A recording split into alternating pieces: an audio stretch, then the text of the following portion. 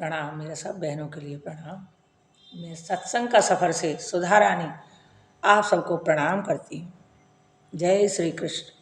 बहनों, अगर आपको कथा अच्छी लगे तो आप सब्सक्राइब करें, लाइक करें और शेयर करें। सबसे पहले मैं इसलिए यही बताती हूँ ताकि आपको ध्यान रहे। सब्सक्राइब करेंगी तो आपको हमारी डिटेल्स रोज़ नई मिलती रहेंगी। अब हम आगे का श्रीमद् भागवत रसामृत शुरू करते हैं। तो बोलिए श्री गणेश भगवान की जय, श्री श्री गुरु जी महाराज उड़िया बाबा की जय, श्री श्री माता जी महाराज की जय, श्री हनुमान जी महाराज की जय। कथा शुरू होते हैं। आओ वीर हनुमान, राम लखन सिया जान की, सदा करो कल्याण, सदा करो कल्याण। सुंदर समय बिताने के लिए करना है कुछ काम, शुरू करो श्री अमृत वर्षा, लेकर गुरु का नाम, लेकर गुरु का नाम। सियावर राम जय जय राम, मेरे प्रभु राम जय जय राम। मंगल भवन अमंगल हारी, द्रवहु सुदशरथ अजिर बिहारी। दीन दयाल विरद समभारी, हरऊ नाथ मम संकट भारी, संकट भारी, संकट भारी। बोलिए सद्गुरुदेव भगवान की जय। हे गुरुदेव, मेरे हृदय में आकर विराजिए और सुंदर कथा का वर्णन कीजिए।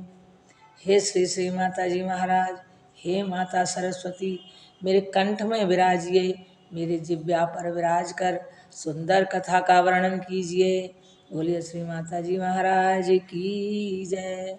तो बहनों, कल हमने कथा सुनाई थी श्रीमद् भागवत का महात्म, और महात्म ही चल रहा है।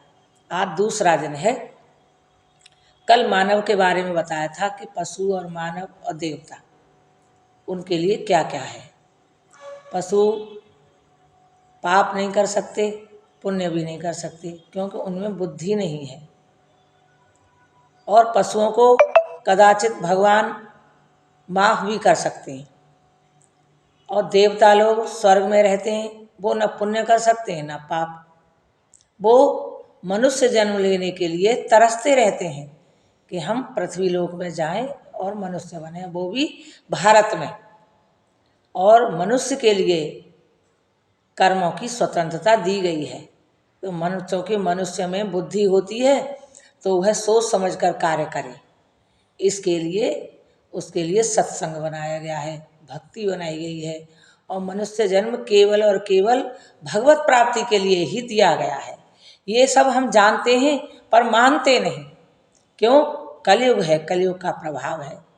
निरंतर अगर भगवान का नाम जप और उनका कथा कीर्तन और सत्संग से जुड़े रहेंगे तो कलयुग हम पर प्रभाव नहीं करेगा। एक ब्रह्मानंद जी का भजन है कि जो जपे हरि नाम को सदा, जो जपे हरि नाम को, वो ही परम पद पाएगा।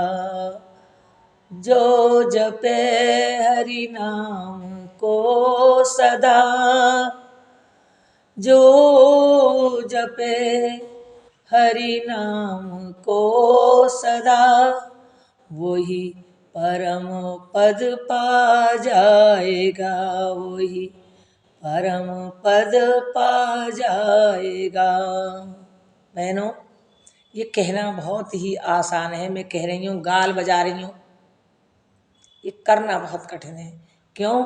क्योंकि श्री प्रभु श्री हरि की कृपा के बिना हम नहीं कर पाते। कृपा के लिए प्रभु की कृपा ही चाहिए। आगे कथा शुरू होती है कि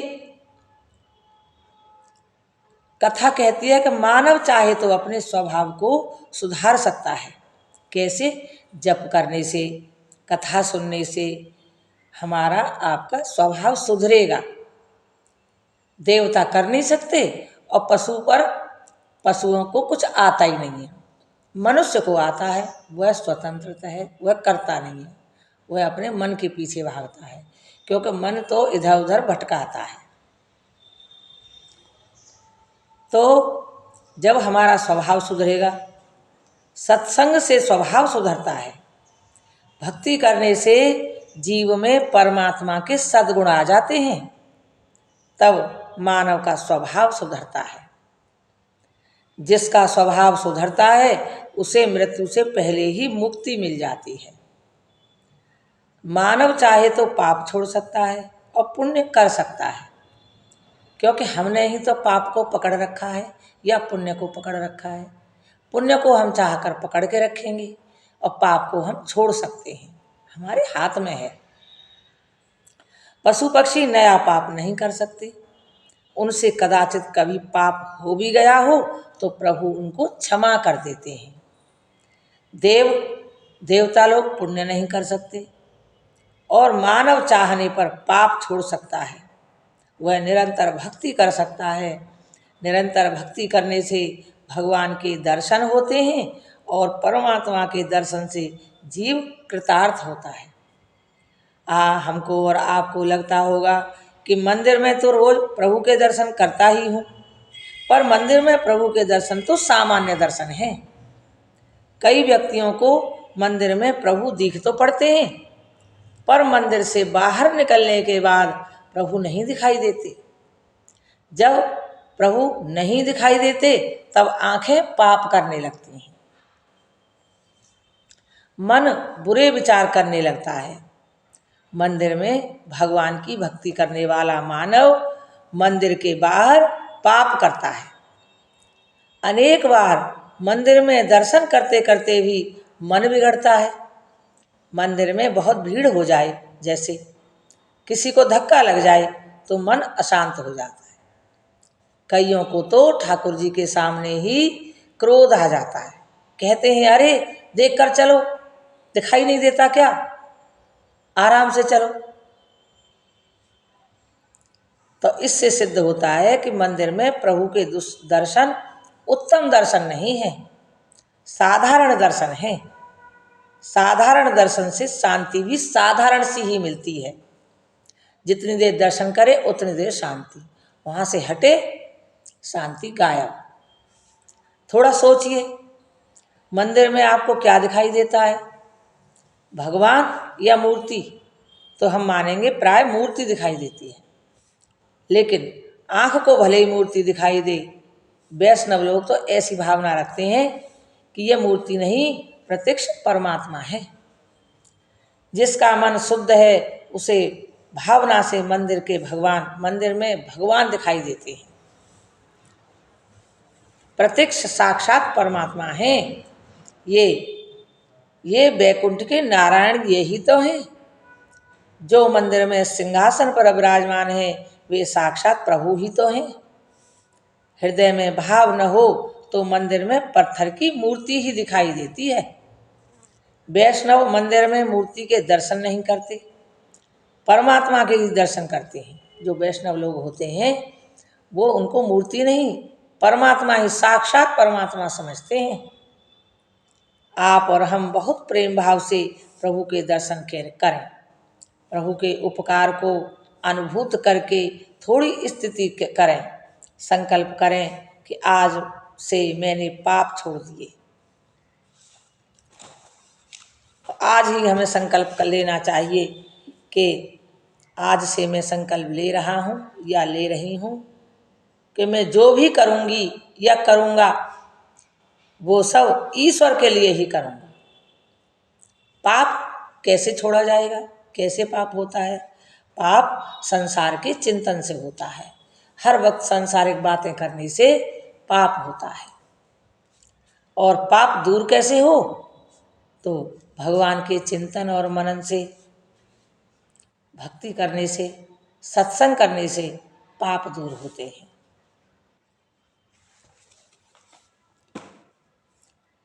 जब मानव पाप छोड़कर भक्ति का संकल्प करता है, तब भगवान में मन धीरे धीरे, भगवान मन ही मन धीरे धीरे हंसते हैं। प्रभु को बहुत आनंद आता है कि चलो मेरे बच्चे को कुछ समझ में आ गया, आज मेरा पुत्र समझदार हो गया है। पत्थर की जड़ मूर्ति कभी हंसती नहीं, पर आपसे कभी पाप हो जाए और पाप के बाद आप दर्शन करने जाएं तो ऐसा अनुभव होगा कि भगवान नाराज हो गए हैं, आज प्रसन्न नहीं है, वो आज मुझे देखकर हंसते ही नहीं। भगवान की दृष्टि नहीं, भगवान दृष्टि नहीं डाल रहे हैं, बल्कि मुझे उल्हाना दे रहे हैं। मानो कह रहे हो कि मेरा नाम धारण किया है अभी तक, पर पाप नहीं छोड़ रहे हो। तो पुत्र बुरा हो जाता है और पिता को क्षोभ होता है। जैसे हम भी कभी गलती करके भगवान के दर्शन करें तो हमको स्वयं ही ऐसा लगता है कि प्रभु आज हमसे नाराज हैं, क्योंकि हमारे जो अंदर बैठे हैं वो प्रभु ही तो हैं। तो हम नाराज हैं तो हमारे अंदर बैठा भगवान भी नाराज है। इसी से हमें सामने वाली भगवान का विग्रह नाराज दिखाई देता है। जीव ईश्वर का ही तो पुत्र है। जीव पाप करके भगवान के दर्शन करने जाता है, तब उसे देखकर भगवान को क्षोभ और संकोच होता है। भगवान उल्हाना देते हैं कि मानो कह रहे हो कि आप तुम्हारी ओर देखने का मेरा मन नहीं हो रहा। वो उपेक्षा करते हैं। मेरा हो पुत्र होकर भी ऐसा पाप कर रहा है। पर पत्थर की मूर्ति उल्हाना नहीं देती, पत्थर की मूर्ति हंसती भी नहीं है। जिसका हृदय शुद्ध है, जिसकी आंख पवित्र है, जिसके हृदय में भावना है, उसे मंदिर में भगवान दिखते हैं। आंख से भले ही पत्थर की मूर्ति दिखाई दे, वैष्णव भावना से भगवान के ही दर्शन करते हैं। जैसे 100 रुपये के नोट में एक भी पैसा दिखाई नहीं देता। आंख तो कागज को ही देखती है, आंखों को कागज ही दिखाई देता है। किंतु आंख भले ही कागज देखे, पर बुद्धि कहती है कि यह कागज नहीं, रुपए हैं, ये 100 रुपये का नोट है। ऐसे ही वैष्णवजन मूर्ति के दर्शन करते हैं। आप जिस तरह मंदिर में भावना से भगवान के दर्शन करते हैं, उसी तरह प्रत्येक मानव शरीर में भी भगवान के ही दर्शन कीजिए। जैसे मनुष्य के अंदर परमात्मा ही बैठे हैं। हर मनुष्य के, व्यक्ति विशेष के, हर प्राणी मात्र के अंदर सूक्ष्म रूप से, तत्व रूप से भगवान ही बैठे हैं। जैसे 100 के नोट में हम भावना करते हैं कि यह कागज नहीं 100 रुपये हैं, ऐसे ही हर व्यक्ति नहीं, उसके अंदर परमात्मा को देखें। आपको कोई स्त्री दिखाई पड़े, कोई पुरुष दिखाई पड़े, तो ऐसी भावना देखिए कि इसके अंदर मेरी इष्ट देव हैं, वे इस शरीर में विराजमान हैं। शरीर में उसी को देव के दर्शन होते हैं जिसमें देह दृष्टि नहीं है। मानव के शरीर में देव के दर्शन करने हों तो देह को न देखिए। जो देह को देखता है उसे देव नहीं दिखाई पड़ते, वह देव से दूर हो जाता है। मलमूत्र से पूर्ण यह देह देखने योग्य नहीं है। अगर यह शरीर सचमुच में ही अच्छा है तो प्राण निकल जाने के बाद उसे घर में संभाल कर क्यों नहीं रखा जाता? उसे अलमारी में उठाकर क्यों नहीं रखा जाता? अगर वह अच्छी वस्तु है तो लोग जल्दी क्यों करते हैं? क्यों कहते हैं कि जल्दी चलिए, जल्दी निकालिए, नहीं तो वजन बढ़ जाएगा? कहते हैं कि नहीं? इसलिए कि शरीर के भीतर जो विराजमान भगवान है, उसी से यह शरीर की शोभा है, उसी से यह शरीर चलता फिरता है। वही परमात्मा है। देह की शोभा उस देवता के कारण ही है। उसे ही दर्शन होते हैं जो देह से दृष्टि हटा लेते हैं। और जो देह का चिंतन नहीं करता। इसलिए आज से नियम लीजिए कि मैं किसी के शरीर को नहीं देखूंगा। एक 100 रुपये के नोट में जैसी भावना होती है, रुपयों के दर्शन करते हैं, उसी तरह प्रत्येक मानव शरीर में भावना से परमात्मा के दर्शन करिए। आप जिस देव की पूजा करते हैं वे देव सर्व में हैं, वे सर्वशक्तिमान हैं। बोलने की शक्ति परमात्मा ही देते हैं, सुनने की शक्ति भी भगवान ही देते हैं और चलने की शक्ति भी वे ही भगवान देते हैं। जिसके प्रकाश से वाणी बोलती है, कान सुनते हैं, वे परमात्मा हमारे भीतर ही बैठे हैं, वे प्रकाशमय हैं। ठाकुर जी के शरीर में खून नहीं है, उनका शरीर सिर्फ आनंद से ही भरा है, केवल आनंद ही आनंद है।